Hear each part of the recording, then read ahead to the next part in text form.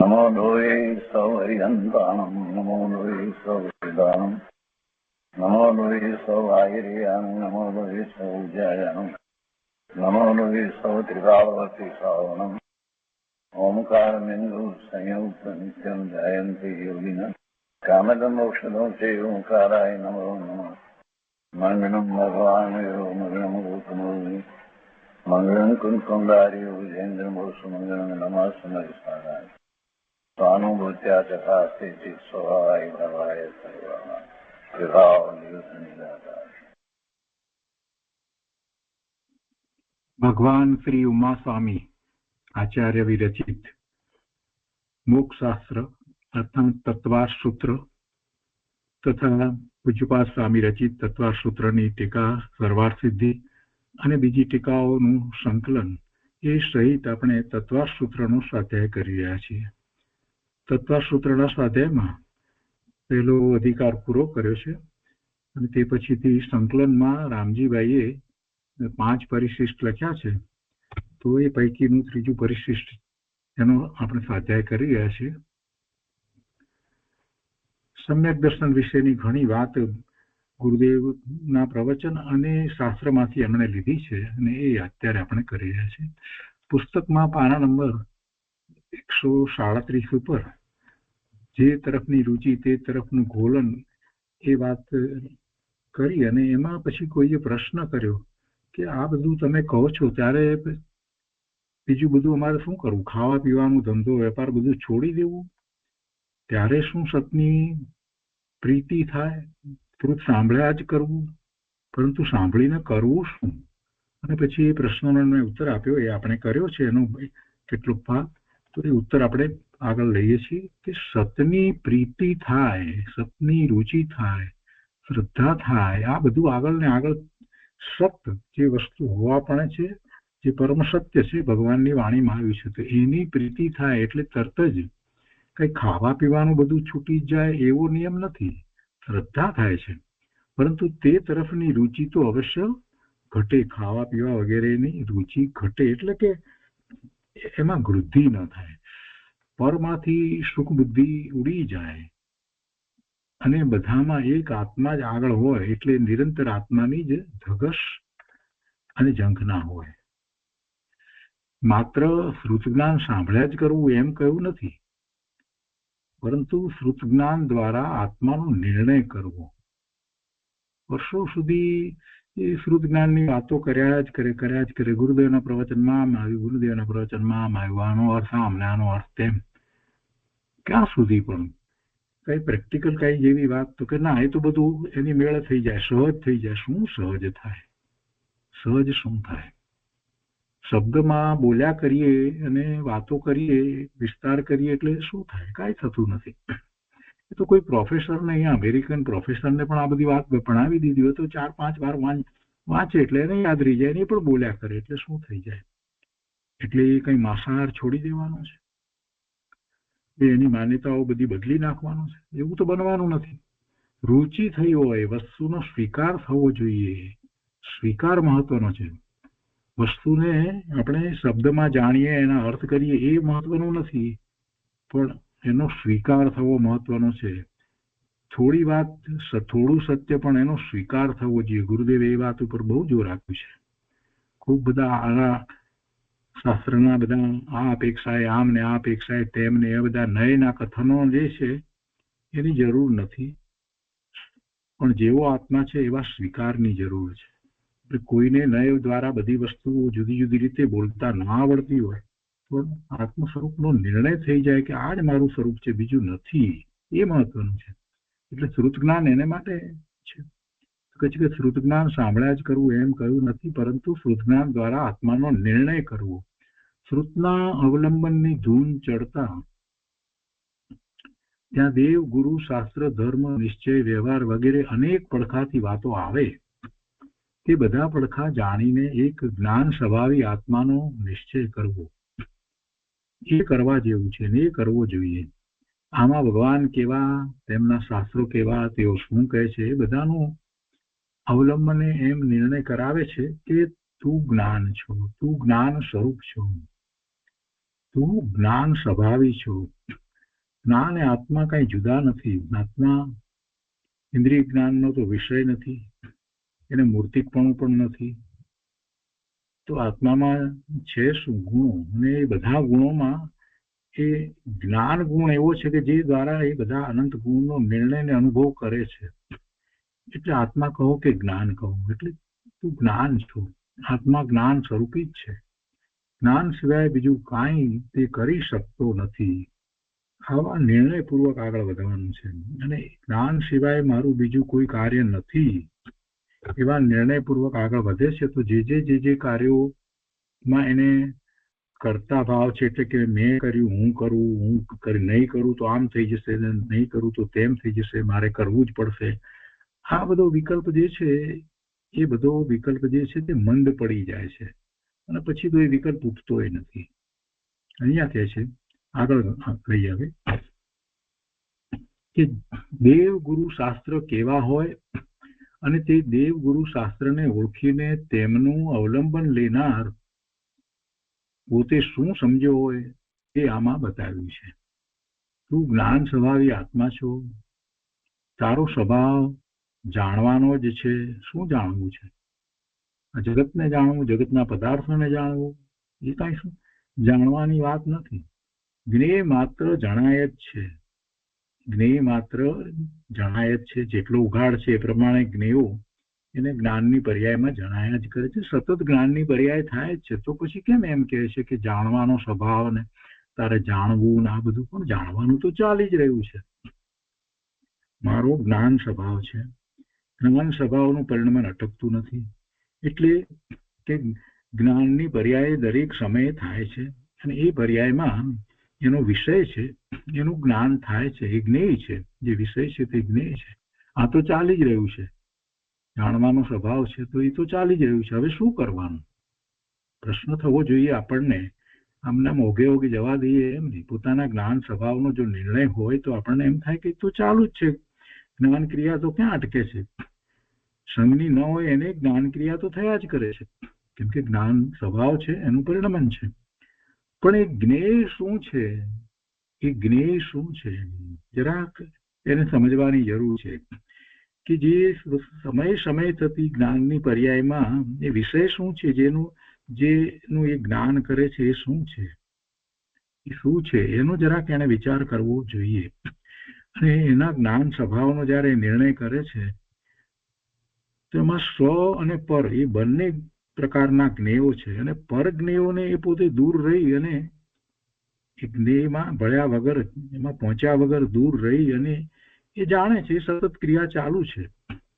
તેથી એને શું લાભ થાય છે? કાંઈ લાભ થતો નથી. ઉલટાનો જે જ્ઞેયોને જે જાણે છે અને મિથ્યાત્વ સહિત જાણે છે, જો સમ્યક દર્શન નથી થયું તો મિથ્યાત્વ સહિત જે જ્ઞેયોને જાણે છે સમય સમય જ્ઞાનની પર્યાયમાં, એમાં એ કર્તાપણાની બુદ્ધિ, હિતની બુદ્ધિ કે અહિતની બુદ્ધિ, એ મને હિતકારક છે કે એ મને નુકસાનકારક છે, અથવા તો એમાં હું કાંઈ કરી શકું છું, એવી ત્રણ પ્રકારની બુદ્ધિ કર્યા કરે છે. એ ત્રણ પ્રકારની બુદ્ધિ થયા જ કરે છે. એટલે શુભ અને અશુભ ભાવ ચાલ્યા જ કરે છે. અને આ તો જ્ઞાનનું પરિણમન છે. જ્ઞેયોને જાણે છે અને આ શુભ અશુભ ભાવ થયા જ કરે છે. તો એમાં આચાર્ય ભગવાને એનો રસ્તો બતાવ્યો કે તારો આ જ્ઞાન સ્વભાવ છે અને એમાં તું જે જ્ઞેયોને જાણી રહ્યો છે એ જ્ઞેયો તને જણાય છે અને એનું લક્ષ્ય કરીને તું શુભાશુભ ભાવે થાય છે. એને બદલે એ જ જ્ઞાન સ્વભાવની દિશાને તું પલટાવી અને સ્વ તરફ વાળી દે. તું કોણ છો? શાસ્ત્ર દ્વારા પહેલા નિર્ણય કર અને પછી એવો સ્વ નો અનુભવ કર. ત્યારે જે જ્ઞાનની પર્યાય થશે એ જ્ઞાનની પર્યાય એ જ્ઞેય સાથે તદ્રુપ થઈને, તન્મય થઈ અને એ જ્ઞેયને જાણશે. આત્મા સાથે તન્મય થઈને, તે રૂપે થઈને એ આત્માને જાણશે. અને જ્યારે એમ એ જાણવાની વાત કરવામાં આવી છે તો એવું જાણવું જે છે એમાં જીવને આનંદ શાંતિનો અનુભવ થાય છે. એ દશા સંવરની દશા છે અને એ જ કરવા જેવું છે. અહીંયા કહે છે કે તારો સ્વભાવ જાણવાનો છે, એટલે તું જ્ઞાન સ્વભાવી છે એ તો તને નિર્ણય થવો જોઈએ. એ સિવાય બીજું તું કાંઈ કરી શકતો નથી. તું જ્ઞાન સ્વભાવી આત્મા છો. કે છે અહીંયા કે દેવગુરુ શાસ્ત્ર કેવા હોય અને તે દેવગુરુ શાસ્ત્રને ઓળખીને તેમનું અવલંબન લેનાર પોતે શું સમજ્યો હોય તે આમાં બતાવ્યું છે. તું જ્ઞાન સ્વભાવી આત્મા છો, તારો સ્વભાવ જાણવાનો જ છે. કઈ પરનું કરવું કે પુણ્ય પાપના ભાવ કરવા તે તારું સ્વરૂપ નથી. એટલે કે પર જ્ઞેયને જાણે છે ત્યારે એ બધું થાય છે, જેવા વિકલ્પો ઉઠે છે, એ કઈ તારું સ્વરૂપ નથી. આમ જે બતાવતા હોય તે સાચા દેવ ગુરુ શાસ્ત્ર છે. આવી વાત જેમાં આવતી હોય એ જ સાચા શાસ્ત્ર છે, એ જ ગુરુનો ઉપદેશ છે અને એ જ જીનેશ્વર ભગવાનની વાણી છે. અને આ પ્રમાણે જે સમજે તે જ દેવ ગુરુ શાસ્ત્રના અવલંબને શ્રુત જ્ઞાનને સમજ્યો છે. પણ જે રાગથી ધર્મ મનાવતા હોય, શરીર આશ્રિત ક્રિયા આત્મા કરે એમ મનાવતા હોય, આત્મા શરીરની ક્રિયા કરે, શરીર આશ્રિત બધી ક્રિયાઓ, શરીરને આશ્રય આત્મા ક્રિયા કરે, મિત્ર આત્મા કાંઈ કરી શકે નહીં એવી માન્યતા. આત્મા ક્યાં છે બતાવો. આ બધી ક્રિયા જે થઈ રહી છે, કરનારો જે છે તે હું છું ને એ કોણ કરે છે? હું તો કરું છું. આવી માન્યતા લોકોને હોય છે. તો એ શરીર આશ્રિત ક્રિયાનો કરતા થાય છે અને એ શરીર આશ્રિત ક્રિયા આત્મા જ કરે છે એમ માને છે. જળની ક્રિયાનો કરતા એ થઈ જાય છે. આ વાત એને છૂટતી નથી. આ જીવને અનાદિથી એમ જ છે કે શરીરના કાર્યો હું કરું, શરીરને હું સ્વસ્થ રાખું, શરીરની એક્સરસાઇઝ કરું, શરીર શરીર શરીર બધી વાત શરીરને અનુસરીને જ છે. શરીરને પોતે જોતો નથી, પોતે એનાથી જુદો છે એમ, શરીર પોતાથી દૂર છે, જુદું છે એમ એ એની દ્રષ્ટિ કરતો નથી.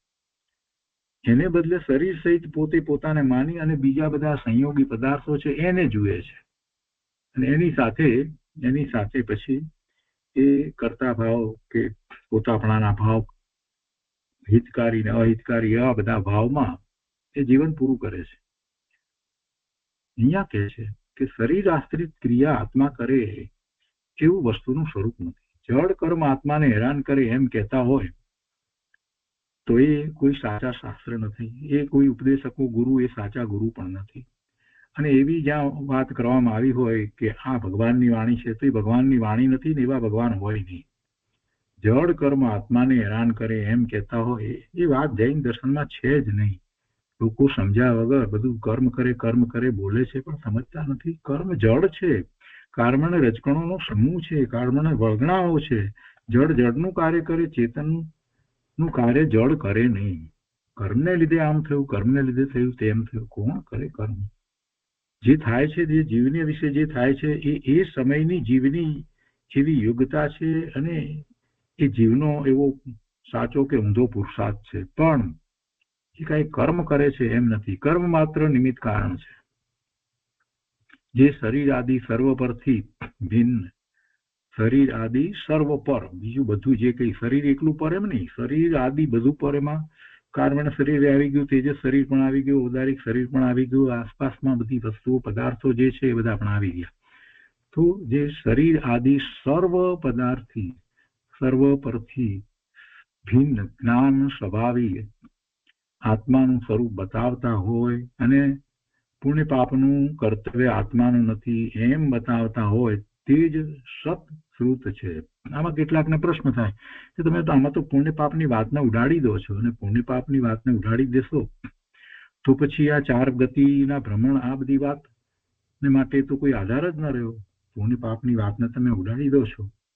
અહીંયા કહેવાનો આશય એમ નથી. પુણ્ય પાપ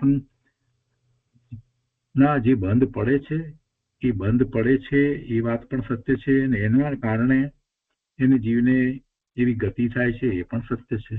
પણ એ આત્માનું સ્વરૂપ નથી એમ અહીંયા તો કેવું છે. એ આત્માનું સ્વરૂપ નથી. પુણ્ય પાપ એ કાંઈ આત્માનું કર્તવ્ય નથી.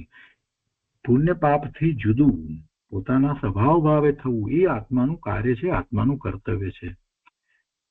એટલે એ વાત અહીંયા કહેવાનો આશય છે કે જે શરીર આદિ સર્વ પરથી ભિન્ન જ્ઞાન સ્વભાવી આત્માનું સ્વરૂપ બતાવતા હોય અને અને પુણ્ય પાપનું કર્તવ્ય આત્માનું નથી, એટલે કે નિશ્ચયથી આત્માનું એ કાર્ય નથી, એ થઈ રહ્યું છે. પુણ્ય અને પાપના બંધ પડી રહ્યા છે, એ આત્માનું ખરેખર કાર્ય નથી.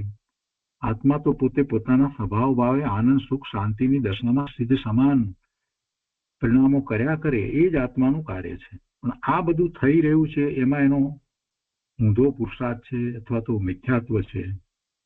તો પુણ્ય પાપ કર્તવ્ય એ કાર્ય એ આત્માનું કાર્ય નથી. અને જો એક કોઈ એમ બતાવતા હોય એવા શાસ્ત્રો કે આત્માનું કાર્ય છે પુણ્ય પાપ એમ બતાવતા હોય અને તે જ સત્શ્રુત છે, તો તે જ સાચા દેવ છે અને તે જ સાચા ગુરુ છે એમ બતાવતા હોય તો, અને જે સાથે સાથે એમાં પુણ્યને કારણે જે શુભ ભાવને કારણે જે બંધ પડે પુણ્યના, તો એને ધર્મ કહેતા હોય. વળી ધર્મની ક્રિયાઓ બધી શરીરની ક્રિયાઓ સહિત હોય અને શરીરની ક્રિયાઓનો કરતા આત્મા છે એમ કહેતા હોય, એમ બતાવતા હોય અને શુભ ભાવથી ધર્મ બતાવે, તે બધા કુદેવ કુગુરુ કુશાસ્ત્ર છે. એ બધા એવું બતાવનારા શાસ્ત્ર સાચા નથી. કેમ કે તેઓ જેમ છે તેમ વસ્તુ સ્વરૂપના જાણકાર નથી, પણ ઉલટું સ્વરૂપ બતાવે છે. વસ્તુ સ્વરૂપ જેમ છે તેમ ન બતાવે અને જરા પણ વિરુદ્ધ બતાવે, તે કોઈ દેવ કોઈ ગુરુ કે કોઈ શાસ્ત્ર સાચા નથી. અહીંયા શ્રુત જ્ઞાન ની વાત બતાવી છે કે શ્રુત જ્ઞાન દ્વારા થાય છે. ને શ્રુત જ્ઞાન કોને કહેવાય? શ્રુત એટલે ભગવાનની વાણી, અને એની મહત્તા બતાવવામાં આ બધી વાત સાથે લીધી છે કે આ જે સત્ય દર્શાવનારું જે છે એ જ શ્રુત છે, જેને આપણે દ્રવ્યશ્રુત પણ કહીએ છીએ, અને એના નિમિત્તે આપણે ભાવશ્રુત પ્રગટ કરીએ છીએ. પણ એમાં વાત કેવી આવે એ અહીંયા બતાવ્યું છે, એનો વિષય શું હોય અને એમાં કેવી રીતે વાત કરવામાં આવી હોય. જો એમાં ભાવથી પુણ્ય બંધ થાય એ સારો છે, અને ચાર ગતિમાં દેવની ગતિ મનુષ્યની ગતિ એ સારી ગતિ છે, એવી બધી વાતો જો આવતી હોય તો એ જીનવાણી કહેવાય નહીં. એ જીનવાણી માંથી કોઈકે પોતે પોતાની કલ્પનાથી ઘડી કાઢેલી વાતો છે. જીનવાણીમાં એમ નથી. જીનવાણીમાં તો અનેકાંત દ્વારા વસ્તુ સ્વરૂપ પ્રકાશ્યું છે. એમાં તો એમ કહ્યું છે કે જીવને પોતાને પોતાની ભૂલને કારણે એવા પાપ અને પુણ્યના બંધ પડે છે. જીનવાણીમાં તો એમ વાત છે. અને એવા પુણ્ય અને પાપના બંધ પડે છે માટે જીવને ગતિ થાય છે. જીવનું પોતાનું એક કાર્ય છે એમ જીનવાણીમાં નથી આવ્યું. પુણ્ય અને પાપ કર્મ આ બધી વાત જીનવાણીમાં આવી છે. કેવા કર્મ બંધાય છે કે કર્મની નું ફળ શું છે, બધી વાત જીનવાણીમાં છે. નથી એમ નથી, પણ શું છે તો કે એવું થાય છે. કેમ થાય છે તો કે જીવની ભૂલ છે. જીવની ભૂલને કારણે થાય છે, અને એ ભૂલ તરીકે ત્યાં બતાવવામાં આવ્યું છે. એને બદલે કોઈ એમ લઈ લે કે બસ એ પુણ્યના બંધ પડે છે એટલે ગતિ જે છે દેવ અને મનુષ્યની થાય છે, આટલી જ વાતને પકડે. પણ એ મનુષ્ય કે દેવની ગતિ એ જીવની ગતિ નથી. જીવને પંચમ ગતિ સિવાય બીજી ગતિ થવી એ એનો દોષ છે. એવું એમાં કોઈ શીખવાડતા નથી. અને બસ આટલી ટૂંકી વાત પકડી લીધી, બધું કર્મને કારણે થાય, જેવા ભાવ કરો એ પ્રમાણે તમારી ગતિ થાય. આ બધો ઉપદેશ આપ્યા કરે છે. એમાં જીવ બિચારો રાચી રહ્યો છે. પોતે પુરુષાર્થ કરતો નથી, સાચી વસ્તુને સમજવા માટેનો પ્રયત્ન કરતો નથી. અને આવી અધૂરી વાતમાં અત્યારે જૈન દર્શનની અંદર કેટલાય લોકો એ શુભાવ ને એની ક્રિયા અને આ જ બધું ધર્મ છે, અને ભગવાને આમ કહ્યું છે, ભગવાને તેમ કહ્યું છે, એમ ખોટી રીતે પકડીને બેસી રહ્યા છે. ભગવાનની વાણીમાં આવ્યું છે, કર્મનું સ્વરૂપ પણ આવ્યું છે, પુણ્યની વાત આવી છે, પાપની વાત આવી છે, 7 તત્વ 9 પદાર્થની વાત આવી છે, 6 દ્રવ્યની વાત આવી છે. પણ એને જેમ છે તેમ સમજવાની વાત છે. એટલે પહેલી સમજ જ સાચી નથી, એટલે શ્રદ્ધા ખોટી છે. અને ખોટી શ્રદ્ધા પછી જે કંઈ આચરણ હોય એ બધા આચરણ હોય એ કંઈ સાચા હોય નહીં. અહીંયા કહે છે કે એવા જે એવી રીતે જીનવાણીથી વિરુદ્ધ વસ્તુ સ્વરૂપને દર્શાવનારા જે છે તે કોઈ સાચા દેવ ગુરુ કે શાસ્ત્ર નથી. હવે આગળ બીજો વિષય પેટા વિષયમાં કહે છે કે શ્રુત જ્ઞાનના અવલંબનનું ફળ આત્મ અનુભવ છે. શ્રુત જ્ઞાન એટલે આપણે જ્ઞાનના ઉઘાડની અપેક્ષાથી શ્રુત જ્ઞાન અહીંયા નથી સમજવાનું. અહીંયા શ્રુત જ્ઞાન એટલે શ્રુત જે ભગવાનની વાણી છે, અને એ ભગવાનની વાણીનો સ્વીકાર કરવાથી, એટલે એના અવલંબને પોતે પૂર્વ પુરુષાર્થ કરે એના ફળની અહીંયા વાત છે. એટલે કે એ શ્રુત જ્ઞાનના અવલંબનનું ફળ આત્મ અનુભવ છે. જીનેશ્વર ભગવાનની વાણી, એ જ્ઞાન, એ શ્રુત જ્ઞાન, એના અવલંબનનું ફળ, એનું અવલંબન, એનું ફળ, એને સમજી સ્વીકારી અને પોતે પુરુષાર્થ કરે એટલે એનું અવલંબન લીધું એમ કહેવાય. તો એમાં આત્મ અનુભવ થાય છે. આટલી વાત કરવી છે. એટલે વિસ્તારથી અહીંયા કહ્યું છે કે હું આત્મા તો જ્ઞાયક છું, પુણ્ય પાપની વૃત્તિઓ મારું જ્ઞેય છે. પુણ્ય પાપની વૃત્તિઓ ઉઠે છે તો એનાથી હું જુદો છું, એ પણ મારા જ્ઞાનનું જ્ઞેય છે, તે મારા જ્ઞાનથી જુદી છે. આમ પહેલા વિકલ્પ દ્વારા દેવ ગુરુ શાસ્ત્રના અવલંબને યથાર્થ નિર્ણય કરવો. આ તો હજી જ્ઞાન સ્વભાવનો અનુભવ થયો નથી ત્યાર પહેલાની વાત છે. જેણે સ્વભાવના લક્ષ્ય શ્રુતનું અવલંબન લીધું છે તે અલ્પકાળમાં આત્મ અનુભવ કરશે જ.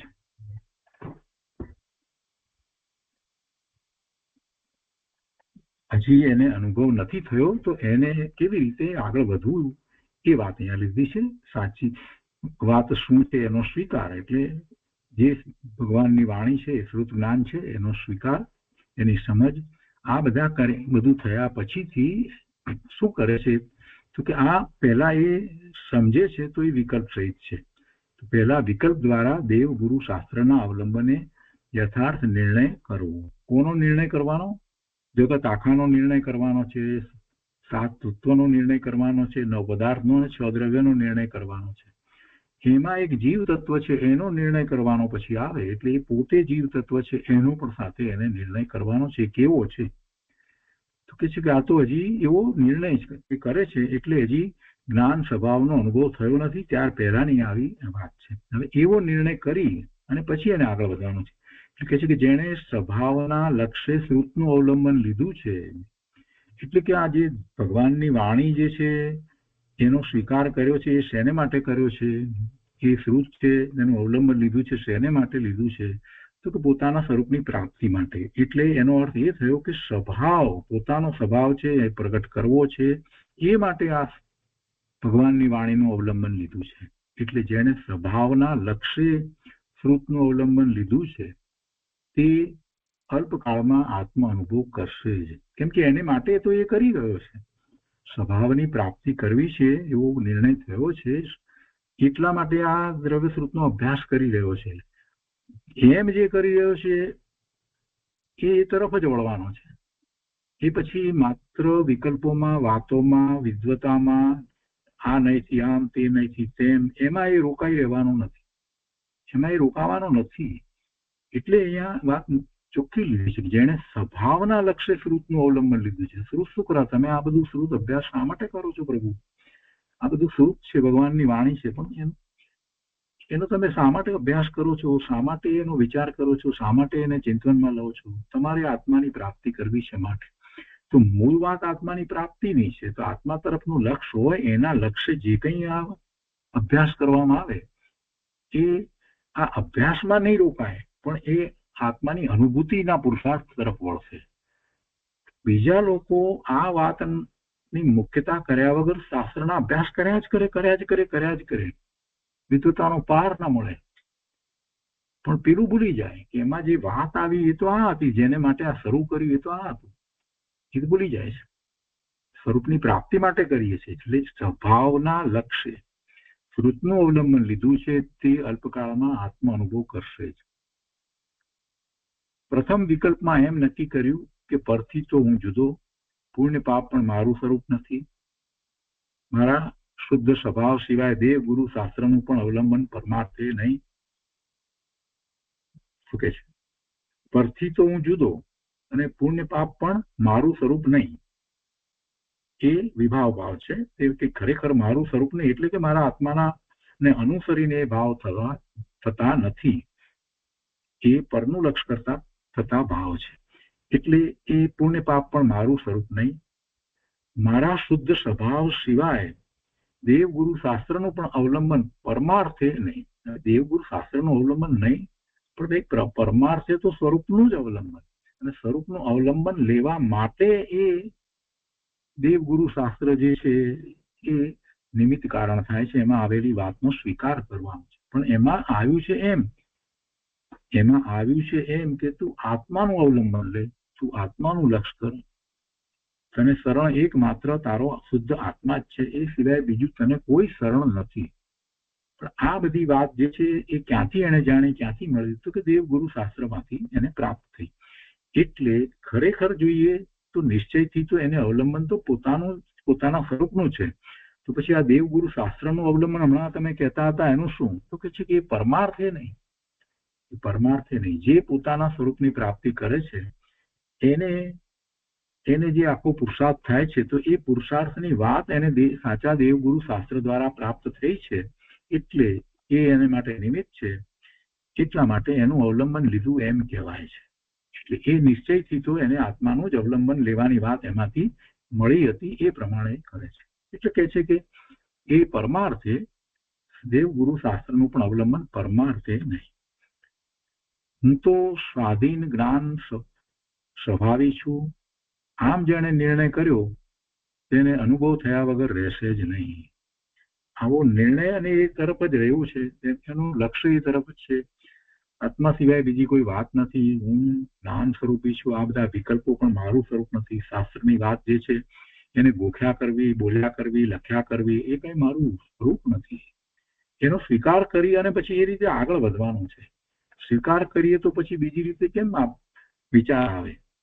સ્વીકાર થયો હોય તો પછી શરીર સહિતની બધી ક્રિયાઓમાં હું મારા પણ કેમ કરું? શરીરની ક્રિયાઓ જુદી અને મારી ક્રિયા જુદી. પરનું લક્ષ જે થાય છે એ મારા આત્માનો સ્વભાવ નથી. એ સમયની એવી યોગ્યતા છે અને એમાં મારો દોષ છે. આમ એને ચિંતન થવું જોઈએ અને વારે વારે પોતાના ઉપયોગને સ્વ તરફ વાળવાનો પ્રયત્ન કર્યા જ કરે. આ નહીં. આ તો બધી બહારની વાત થઈ. આ બધું એ પણ નહીં. હું તો જ્ઞાન આનંદ સ્વભાવી એમ એ સ્વ તરફ વારંવાર વળે. અને શાસ્ત્રના અભ્યાસ દ્વારા આપણે આ કરવાનું છે. અને એમ જેને થયું છે એને અનુભવ થયા વગર રહેશે જ નહીં. બહુ શાંતિથી બધી વાતને પકડવાની છે.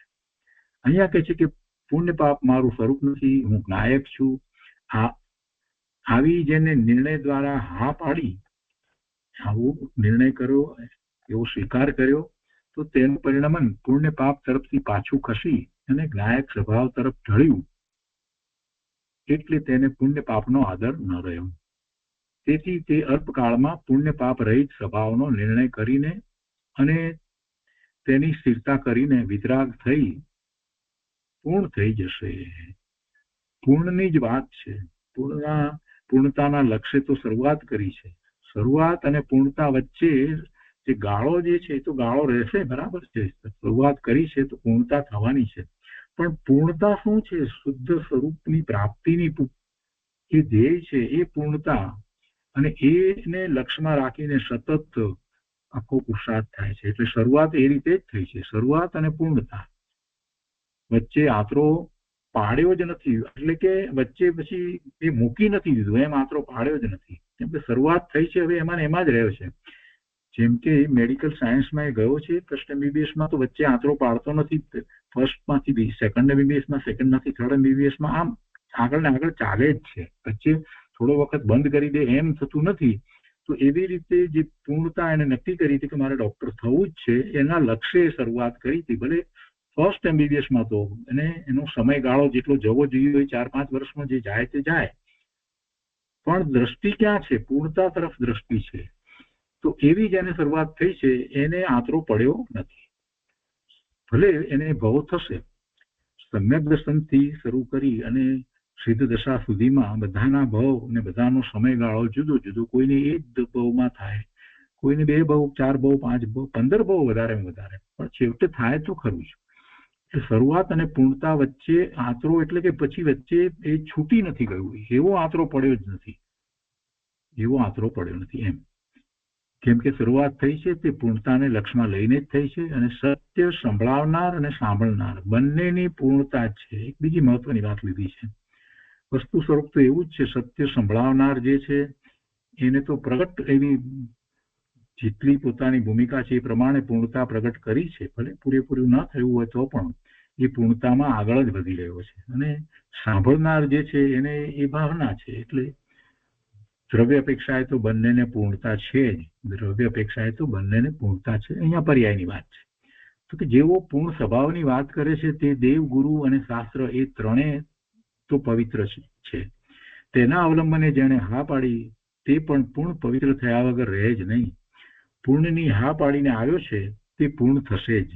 આ રીતે ઉપાદાન નિમિત્તની સંધિ સાથે જ છે. ઉપાદાન નિમિત્તની સંધિ એનો અર્થ શું થયો કે પોતાનું ઉપાદાન તૈયાર છે ત્યારે એને એવા નિમિત્તો પ્રાપ્ત થાય છે. અને કઈ દિશામાં ઉપાદાન કાર્ય કરી રહ્યું છે, જે સત્ય છે, પરમ સત્ય છે, પોતાનું સ્વરૂપ પ્રાપ્ત કરવું છે, તો એ પોતાના ઉપાદાન કારણથી એ એવા પરિણામો થાય છે. તો એમાં નિમિત્ત તરીકે જે દેવગુરુ શાસ્ત્ર કહેવામાં આવ્યા છે, તો એવા જ નિમિત્ત હોય છે. જેવા પરિણામ થાય છે એ પ્રમાણે નિમિત્ત હોય છે, અને એને સંધિ કહેવામાં આવે છે. એને ઉપાદાન નિમિત્તની સંધિ કહેવામાં આવે છે. પણ પરમાર્થે જે નિર્મળ પરિણામ થાય એ જ પરિણામ સાચા પરિણામ છે. અને એવા પરિણામ થાય એને ખરેખર સાચી ઉપાદાન નિમિત્તની સંધિ કહેવાય. બાકી ઉપાદાન નિમિત્તની સંધિ તો આપણને થયા જ કરે છે. વિવાહમાં પણ એવા નિમિત્તો હોય છે, ક્રોધ કરવામાં એવા નિમિત્તો હોય છે, તો એમાં એ નિમિત્ત અને ઉપાદાનની સંધિ થાય છે. પણ એ ઉપાદાન કારણ જ ખોટું છે. જે ક્રોધ થાય ત્યારે ઉપાદાન કારણ પોતાનું છે, અને એવા નિમિત્ત તરીકે સામો માણસ ગાળ બોલ્યો તો એમાં ઉપાદાન નિમિત્તની સંધિ તો છે, પણ એને આપણે નથી લેતા. કેમ નથી લેતા? કે ઉપાદાન જ એક ક્ષણિક છે. એ સમયે એવી યોગ્યતારૂપ ઉપાદાન છે. એ સાચું ઉપાદાન કારણ નથી. સ્વરૂપને અનુસરીને જે ઉપાદાન કારણ છે એની વાત લેવી છે. અને એમાં જે નિમિત્ત થાય છે સ્વરૂપની પ્રાપ્તિમાં, એ પરમાર્થે એ ઉપાદાન અને નિમિત્ત સાચા છે, અને એની સંધિ સાચી છે. હવે આગળ લઈએ. સમ્યક દર્શન થયા પહેલા આત્મા આનંદ પ્રગટ કરવા માટેની પાત્રતાનું સ્વરૂપ શું? ફરી પાછી એમણે પાત્રતાની વાત લીધી છે, અગાઉ પણ થોડી વાત લીધી હતી. તો કે છે કે તારે ધર્મ કરવો છે ને, ધર્મ કરવો છે એટલે કે આત્માની અનુભૂતિ કરવી છે, તો તું તને ઓળખ, તું પોતાને ઓળખ. સૌથી પહેલા એટલે પહેલામાં પહેલા સાચો નિર્ણય કરવાની વાત છે. અરે તું છો કોણ? શું ક્ષણિક પુણ્ય પાપનો કરનાર તે જ તું છો? ના, એવો તો તું નથી. ક્ષણિક પુણ્ય પાપનો કરનાર તું નથી.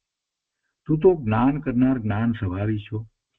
પરને ગ્રહનાર કે છોડનાર તું નથી.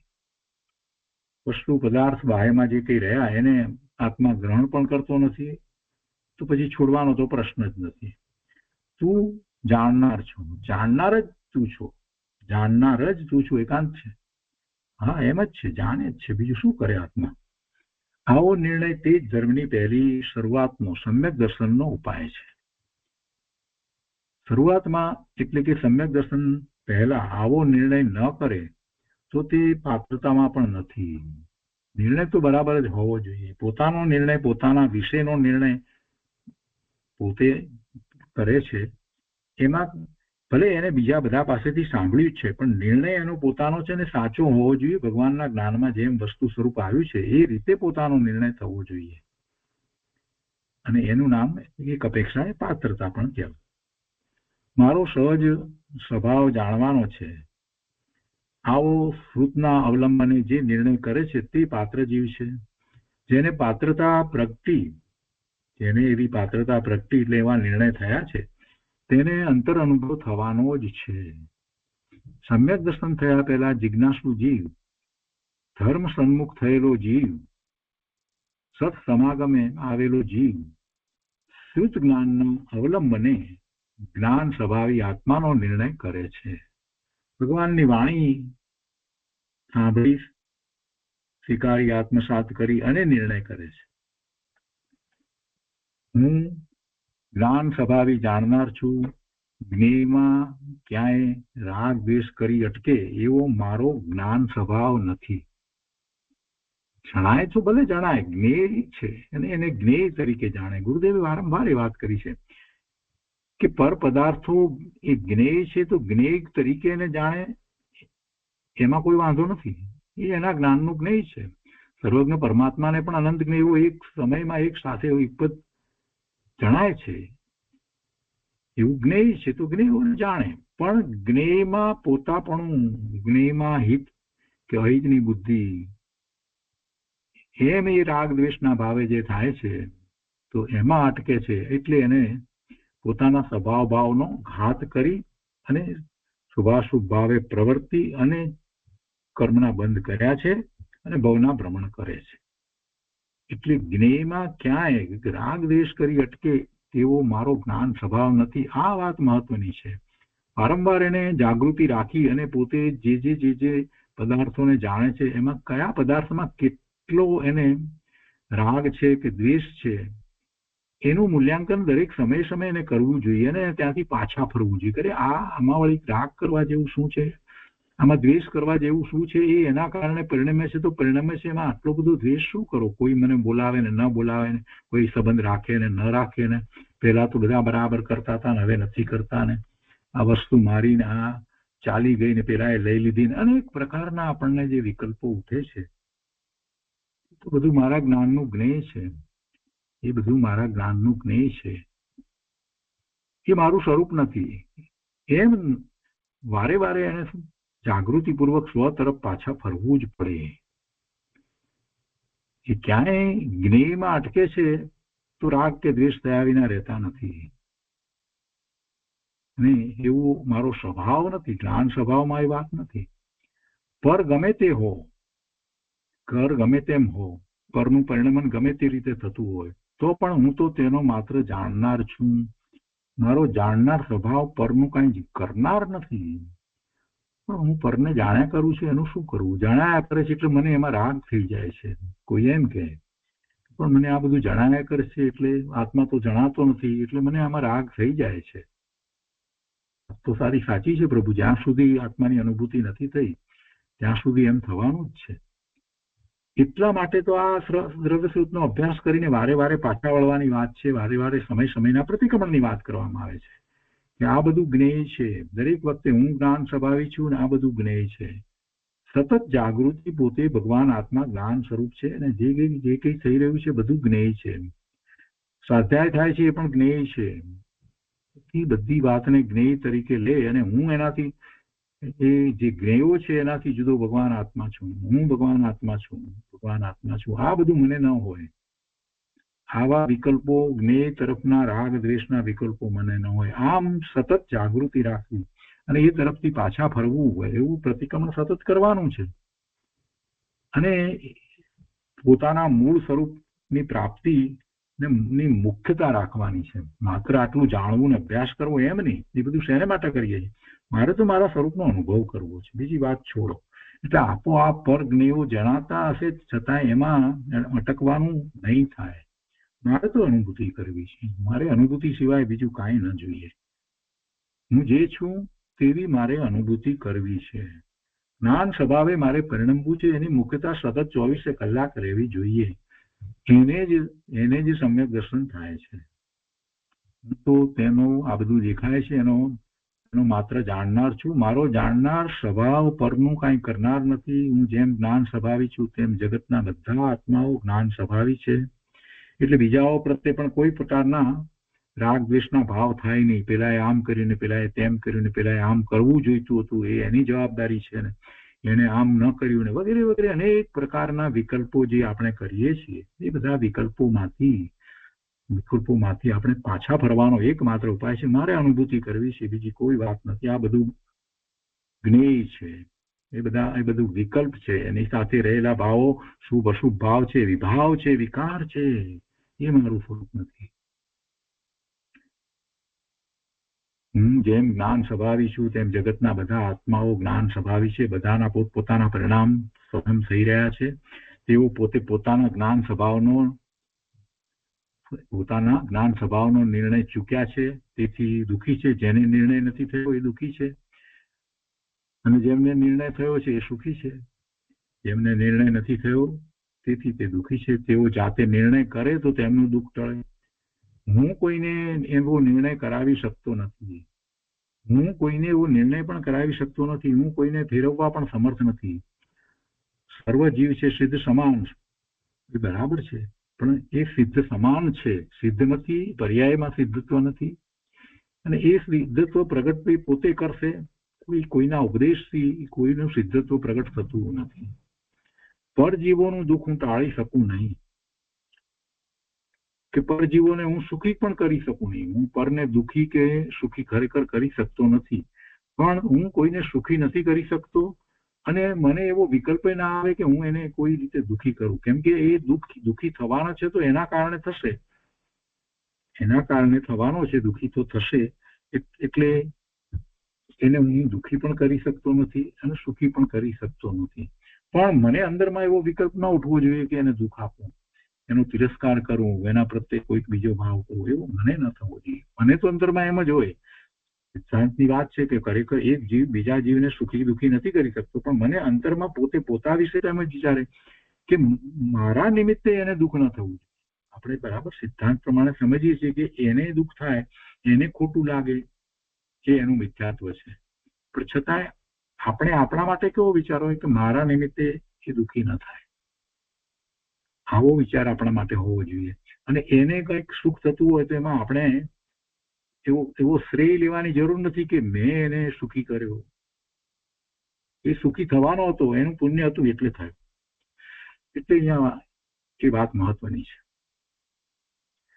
છે કે પરજીવનું દુઃખ હું ટાળી શકું નહીં, કેમ કે દુઃખ તેઓએ પોતાની ભૂલથી કર્યું છે, અને તેઓ પોતાની ભૂલ ટાળે તો તેમનું દુઃખ ટળે. કોઈ પરના લક્ષ્ય અટકવાનો જ્ઞાનનો સ્વભાવ નથી. એવી જ રીતે મેં સુખી કર્યા, મેં પૈસા આપ્યા, મેં દાન આપ્યું, એ તો કઈ હતા જ નહીં. એમને હું આ માર્ગમાં લાવ્યો, એમને તો કઈ ખબર જ નથી પડતી. મેં કહ્યું એટલે પછી આ સ્વાધ્યાયમાં આવતા થયા. આ બધી વાતો જે છે એને પણ ગૌણ કરવાની છે. કોઈ કોઈને કારણે કાંઈ કરતું જ નથી. જગતમાં કોઈ કોઈના પરિણામો બદલતું જ નથી. કોણ કોને સ્વાધ્યાયમાં લાવે, કોણ કોને વાત કરે, આખી વાતને સમજવાની જરૂર છે. આપણને શ્રેય લેવાનું મન થાય. મેં આમ કહ્યું એટલે પેલા એ દાન આપ્યું. અરે ભાઈ, દાન કોણ આપે? એ જીવનો એવો ભાવ હતો, શુભ ભાવ હતો, એટલે એને દાન આપ્યું છે. એમાં તારા બોલવાથી દાન અપાયું એવી વાત નથી. સાક્ષાત ભગવાનની વાણી સાંભળીને લોકો દાન આપે છે એવું બનતું નથી. તો પછી તીર્થંકર પરમાત્માની વાણી સાંભળીને બધા દાન આપી દે છે એવું ક્યાં થાય છે? બધા સ્વરૂપનું લક્ષ્ય કરે છે એવું ક્યાં થાય છે? આ જીવ પણ કેટલી વાર સમુદ્રમાં બેસીને આવ્યો, છતાં મિથ્યા દ્રષ્ટિ રહ્યો, અનંત કાળથી મિથ્યા દ્રષ્ટિ રહ્યો છે. તો એ જ બતાવે છે કે ભગવાનની વાણી પણ મને કાર્યકારી થઈ નહીં, અને મેં સ્વરૂપનું લક્ષ્ય કર્યું નહીં. કેમ એમ થયું? મારો દોષ. ભગવાનની વાણી તો હતી, જેમાં કેટલાય જીવોને કાર્યકારી થઈને મને જ ન થઈ, તો મારો દોષ.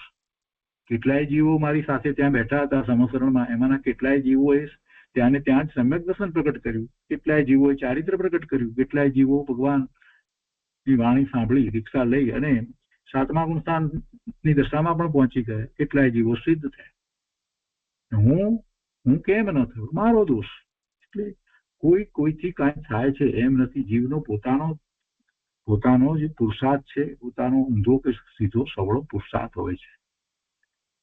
અહીંયા કહે છે કે પ્રથમ શ્રુતનું અવલંબન બતાવ્યું, તેમાં પાત્રતા થઈ છે, એટલે કે શ્રુતના અવલંબનથી આત્માનો અવ્યક્ત નિર્ણય થયો છે. આત્માનો અવ્યક્ત નિર્ણય, અને વ્યક્ત નિર્ણય એટલે કે અનુભૂતિ, તે વ્યક્ત નિર્ણય છે. વ્યક્ત નિર્ણય પહેલા અવ્યક્ત નિર્ણય હોય. સ્વવિકલ્પ દ્વારા જ આપણે નિર્વિકલ્પ થઈએ છીએ, એવો આખો એવો પ્રોસેસ છે. કેમ કે સ્વવિકલ્પ એટલે વિકલ્પ સહિત કેટલાક નિર્ણયો કરવા અને સાચી દિશામાં આગળ વધવું, અને છેવટે તો નિર્વિકલ્પ જ્ઞાનમાં અનુભૂતિ થાય છે. વિકલ્પ દ્વારા થતું નથી, વિકલ્પને છોડીને આગળ જવાય છે. સીડીના પગથિયા ઉપર હોઈએ છીએ તો ઉપરના પગથિયે જવા માટે નીચેના પગથિયાને છોડીને ઉપર જઈએ છીએ. તો એ જે સ્વવિકલ્પ દશામાં જે નિર્ણય કર્યા છે એ નિર્ણયમાં રોકાઈ નથી રહેતા, તો જ ઉપર જવાય છે. પણ એવો નિર્ણય એની પહેલા હોય છે, એની પહેલા એવા જ વિકલ્પો હોય છે. એટલે સ્વવિકલ્પથી નિર્વિકલ્પ એવો આખો પુરુષાર્થ પણ કહેવામાં આવે છે. તો પ્રથમ શ્રુતનું અવલંબન બતાવ્યું, તેમાં પાત્રતા થઈ, એટલે કે શ્રુતના અવલંબનથી આત્માનો અવ્યક્ત નિર્ણય થયો છે ત્યાર પછી પ્રગટ અનુભવ કેમ થાય તે નીચે કહેવામાં આવે છે. પ્રગટ અનુભવની એમને એમની રીતે કેટલીક વાત લીધી છે, પણ એ બધી જુદી જુદી રીતે ગુરુદેવે જુદા જુદા શાસ્ત્ર ઉપરના પ્રવચનમાં કહી છે. કોઈ એક પદ્ધતિ હોતી નથી, કોઈ એક પદ્ધતિથી સમ્યક દર્શન થાય એમ નથી. ગુરુદેવે અનેક રીત બતાવી છે અને જેને જે રીત યોગ લાગી એ રીતે, એટલે કે જે હૃદયને સ્પર્શી ગઈ એ રીતે એમણે પુરુષાર્થ કરીને સમ્યક દર્શન પ્રગટ કર્યા છે. અહીંયા રામજીભાઈએ એક સામાન્ય લીધું છે તો કહે છે કે સમ્યક દર્શન પહેલા શ્રુત જ્ઞાનના અવલંબનના જોરે આત્માના જ્ઞાન સ્વભાવને અવ્યક્તપણે લક્ષમાં લીધો છે. હવે પ્રગટ રૂપ લક્ષમાં લે છે, અનુભવ કરે છે. કેવી રીતે કરે છે? કહે છે કે આત્મ સાક્ષાત્કાર અર્થાત સમ્યક દર્શન કરે છે. તે કઈ રીતે? તેની રીત એ છે કે પછી એમને અહીંયા સમયસારની 144મી ગાથાની ટીકાની વાત અહીંયા લીધી છે. આચાર્ય ભગવાને, અમૃતચંદ્રાચાર્ય ભગવાને જે વાત કરી છે ને, આપણે વારે વાર આ વાત તો લઈએ છીએ, કેટલી વાર ઘણા સ્વાધ્યાયમાં વાત લીધી છે. તો કે છે કે પછી આત્માની પ્રગટ પ્રસિદ્ધિને માટે, આચાર્ય ભગવાન અમૃતચંદ્રાચાર્ય ભગવાન કહે છે કે પછી આત્માની પ્રગટ પ્રસિદ્ધિને માટે, અનુભૂતિને માટે પર પદાર્થની પ્રસિદ્ધિઓના કારણો જે ઇન્દ્રિય અને મન દ્વારા પ્રવર્તી બુદ્ધિઓ તેમને મર્યાદામાં લાવીને જેણે મતિ જ્ઞાન તત્વને આત્મ સુખ કર્યું છે, આત્મસન્મુખ હોય, મતિ જ્ઞાન તત્વને આત્મસન્મુખ કર્યું છે, એવો અપ્રગટ રૂપ, એટલે ત્યાં સુધી એ વાત એટલી વાત લીધી. પછી કે એ રીતે આગળ વધે છે. કેવી રીતે વધે છે? મતિ શ્રુત જ્ઞાન એ એના જ્ઞાનનો ઉકાળ છે અને એ મતિ શ્રુત જ્ઞાનની દિશાને પલટાવી નાખે છે.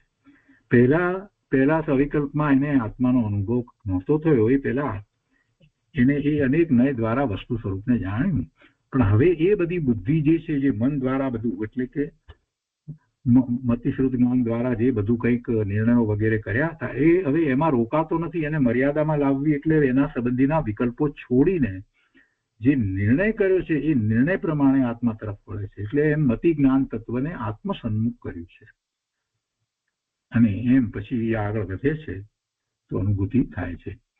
અપ્રગટ રૂપ નિર્ણય થયો હતો તે હવે પ્રગટ રૂપ કાર્ય લાવે છે અને જે નિર્ણય કર્યો હતો તેનું ફળ પ્રગટે છે.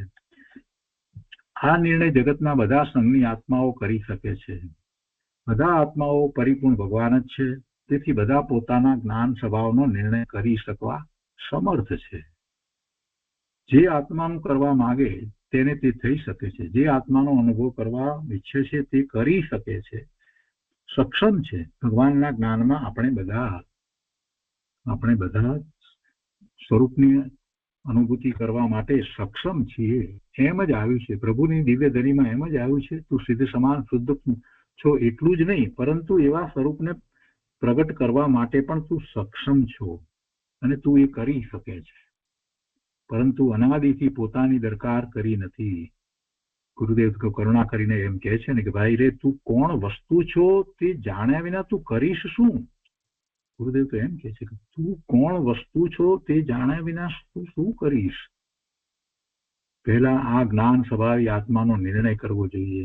એ નિર્ણય થતા અવ્યક્તપણે આત્માનું લક્ષ્ય આવ્યું, એ જ લક્ષ્ય રહ્યા કરે. પછી પરના લક્ષ્યથી અને વિકલ્પથી ખસી અને સ્વનું લક્ષ્ય પ્રગટ અનુભવ પણ કરવું. આત્માની પ્રગટ પ્રસિદ્ધિ માટે ઇન્દ્રિય અને મનથી જે પર લક્ષ્ય જાય છે તેને ફેરવીને ઇન્દ્રિયો અને મન દ્વારા લક્ષ્ય પર થાય છે એમ કેવું એ વ્યવહારનયનું કથન છે. ભગવાન આત્માનો જ્ઞાન સ્વભાવ છે. નિર્ણય જે થયો છે એમાં જે રોકાઈ રહ્યો છે તો લક્ષ્ય, બધી ઇન્દ્રિયો ખુલ્લી હોય અને ઇન્દ્રિયોના વિષયો ચાલતા હોય તો પણ એ તરફ લક્ષ્ય જાય નહીં.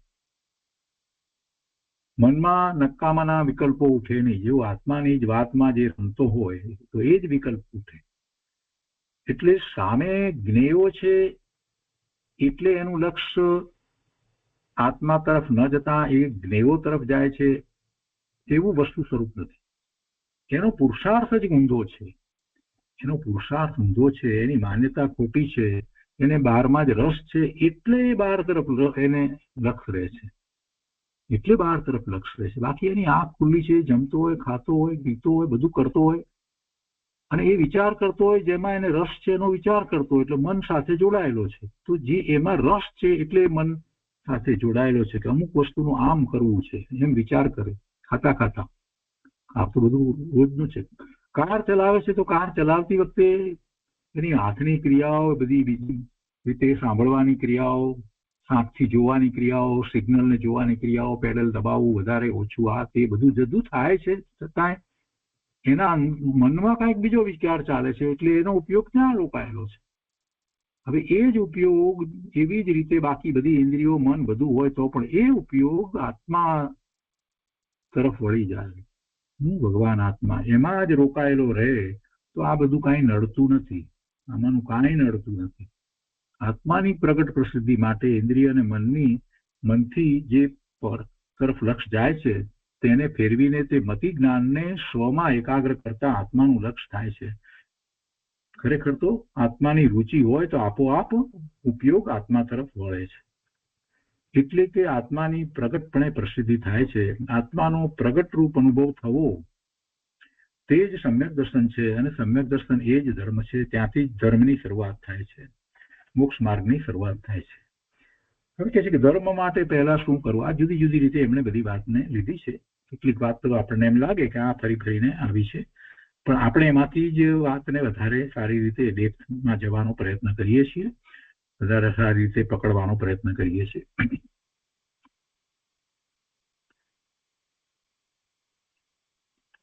તો ધર્મ માટે પહેલા શું કરવું એ વાતને પણ સાથે લઈએ આપણે. એમને લખ્યું છે કે માણસો કહે છે કે આત્માનું કાંઈ ન સમજાય તો પુણ્યના શુભ ભાવ તો કરવા કે નહીં? તો તેનો ઉત્તર છે કે પ્રથમ સ્વભાવ સમજવો તે જ ધર્મ છે. ધર્મ વડે જ સંસારનો અંત છે. આત્માને સમજવો એ જ ધર્મ છે, એ જ કાર્ય છે, કર્તવ્ય છે. ધર્મ વડે જ સંસારનો અંત છે. શુભ ભાવથી ધર્મ થાય નહીં અને ધર્મ વગર સંસારનો અંત આવે નહીં. ધર્મ તો પોતાનો સ્વભાવ છે, માટે પહેલા સ્વભાવ સમજવો જોઈએ. આ વાત જલ્દી બધાને બેસે નહીં અને શુભભાવની વાત કરે, અને પણ શુભભાવની વાત પણ અસત્ય નથી. શુભભાવની વાત પણ ભગવાનની વાણીમાં આવી છે અને શુભભાવ ન હોત તો કોઈને દેવની ગતિ કે મનુષ્યની ગતિ થાત જ નહીં. એટલે સાવ કાઢી નાખવાની વાત નથી, એકાંતે પકડવા જેવી વાત નથી. પ્રશ્ન કોઈએ કર્યો છે કે સ્વભાવ ન સમજાય તો શું કરવું? સમજતા વાર લાગે તો શું અશુભ ભાવ કરી દુર્ગતિમાં જવું? શુભથી તો ધર્મ થવાની તમે ના પાડો છો તો પછી શું કરવું? શુભનો તમે ના પાડો છો અને સ્વભાવ સમજાતો નથી તો પછી અશુભમાં જ જવાય નહીં, પછી એ જ રહેશે. ઉત્તર આપ્યો છે કે પ્રથમ તો આ વાત ન સમજાય એમ બને જ નહીં. ના બને, સમજે તો આ વાર લાગે એમ બને, સમજાય નહીં એમ બને જ નહીં, એમ જે કહ્યું છે એટલે એમાં કહેવાનો આશય એવો છે કે ભાઈ તું ભગવાન આત્મા છો, તને બધું સમજાય તો આ પણ સમજાય. શુક્રા ન સમજાય, શુક્રવા ન સમજાય. એની રુચિ કર એટલે સમજાશે. તારે જેટલું સમજવું છે એટલું તને સમજાશે. રુચિથી સમજાય છે. સમજતા વાર લાગે ત્યાં સમજણના લક્ષ્ય અશુભ ભાવ ટળી જવાનો છે. સમજ આવતી જશે તેમ અશુભ ભાવ તો ટળવાનો જ છે. એટલે ત્યાં સમજણના લક્ષ્ય અશુભ ભાવ ટાળી શુભ ભાવ કરવાની ના નથી.